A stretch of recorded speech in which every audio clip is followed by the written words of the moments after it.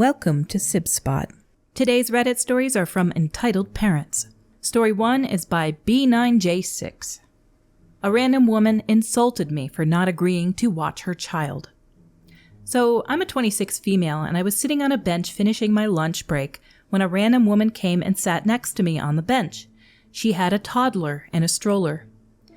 I'm getting up to walk away and she says, "Excuse me, could you just watch my child for 2 minutes whilst I pop into the shop? It's really hard to get the buggy in there."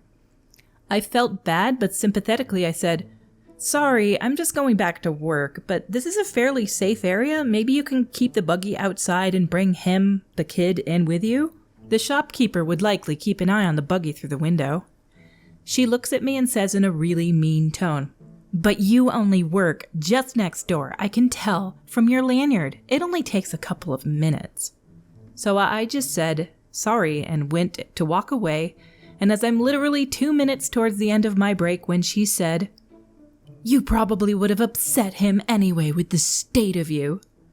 I didn't respond and carried on walking, but it made me feel like crap, and on top of this, I would have genuinely not minded helping if it wasn't for the fact that A, I'd have someone breathing down my neck for being laid off break, and B, I know the shopkeeper and the area well and have seen countless people leave pushchairs, mobility scooters, etc. outside. Absolutely bonkers that there are people who see somebody sitting on a bench and they're like, how can I use this person? Well, I need to do some shopping. I'm just going to leave my kid with a complete, total stranger. This one says to her that you probably would have scared him with the state of you. She insulted her because she wouldn't watch her kid for 2 minutes. I always assume that there's a slight chance that if somebody asks you to watch their kid and you don't know them at all, that they're just going to leave their kid with you and disappear forever. Why would you trust a stranger to watch your kid? And apparently, people in the comment section say this happens more frequently than you assume. A comment by Pokemon trainer Alex says, "That was like a few months ago. I was waiting outside the job center for a meeting with my advisor. This woman was on the phone outside as well. I decided to eat a packet of crisps, and she literally said to her kid, 'See if the nice lady will look after you and give you the Crispies.' The kid was almost near me when I finished the pack and put it in the bin. Kid started having a major tantrum. Mom was pissed at me for not sharing my stuff with her kid. I told her her kid's hunger wasn't my problem and that she should have thought about that before leaving the house." It just reminds me, I read something once about a psychological study that said that there's two kinds of people in the world. People who have no fear and will ask for anything because they don't care if they get refusal, and people who will literally never ask for anything and try to go it alone most of the way. Two different types of people, I guess. But I wish I could quote exactly what study that was, but it has been a long time since I read that. It was years and years ago. Story 2 is by Basic Capybara 4280. A crazy woman attacked my daughter at the movies. This reminds me of a story that happened in Canada. There was not a physical attack, but a couple went after somebody with a certain hairstyle, attacking them verbally. My daughter, who's 16, is part of the LGBT community. She likes to dress in very androgynous and boyish ways. This is okay. She's always been like this, and this year she's been free to express herself. A few months ago, she got a pixie cut, which looks amazing on her. When the Super Mario movie came out, she went to see it at the cinema with some of her friends. I wasn't there, so this is the story she told me. After the film, they wanted to go somewhere else to eat, but first she went into the toilet in the theater. There, she saw a middle-aged woman and her little daughter. My daughter was quick, but when she came out of the stall, the woman confronted her. One of the things she said is, "Why are you here? You should not be here." My daughter was obviously confused, and then the woman grabbed her by the hair and shouted, "Why are you after my child?" My daughter then cried and said, "Please let me go." After begging as if her life depended on it, the woman let her go and then demanded she prove that she was a girl. My daughter cried and froze while this crazy woman screamed at her and told her to take off her trousers.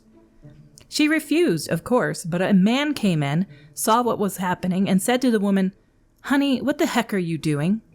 The woman pointed to my daughter and said, "This man tried to touch," child's name. The man just looked at her in confusion and said, Let's get out of here, now. So they both left and didn't come back. Security was called, but they had already left the theater. My daughter was reunited with her friends, and then she called me and she was really upset and panicked. Obviously, it was traumatic for her. We're still working on it, but she has been very quiet in therapy. The days after, she tried to dress as feminine as possible. She almost looked like Barbie after that, but I could tell she was miserable and hated every minute of it. We tried begging her to stop and just be herself, but she is afraid that some random person will attack her again. She finally stopped, but is trying to be modest in her style. I have had enough of this town. Since my husband and I became openly LGBTQ allies, we have seen some people ostracize us. Even my sister told me I should match my daughter with a boy to fix her. It's even worse for her, of course, because her school does nothing about bullying and the school district is discussing banning books.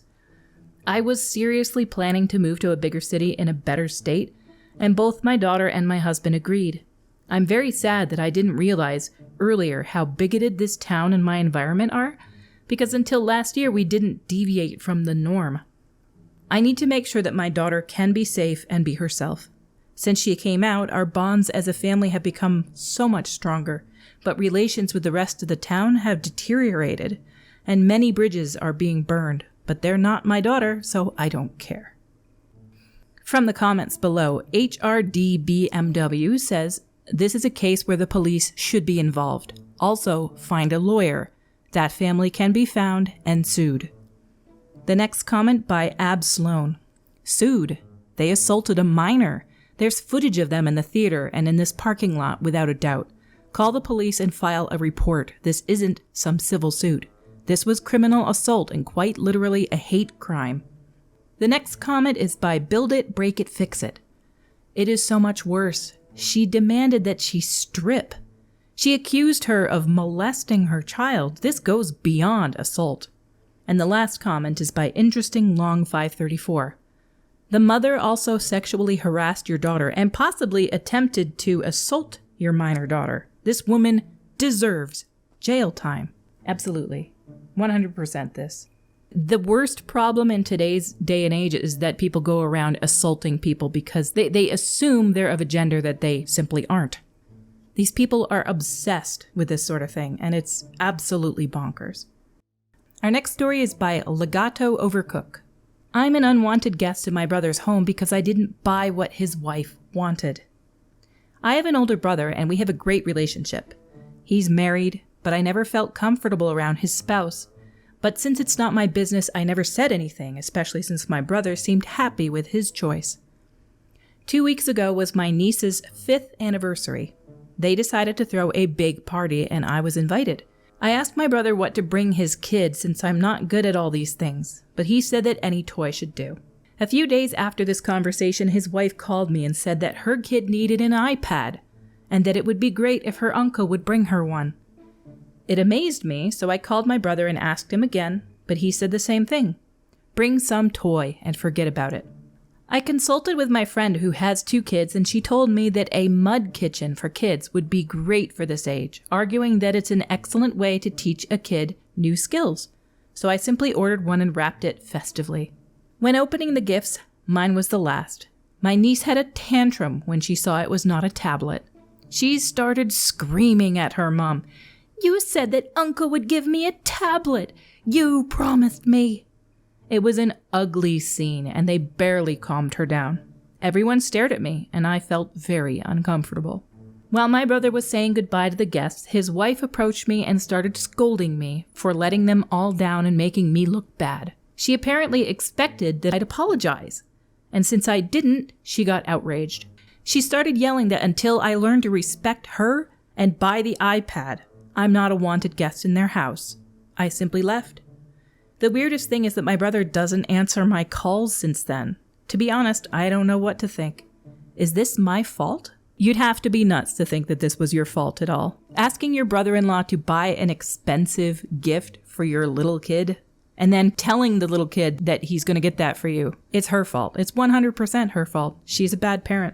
Top comment below by LizardGirl25 says, "This is not your fault. What the heck? Your brother sucks as much or more than his wife, since he's not owning up to the fact that his wife is pathetic. And that's it for today's stories.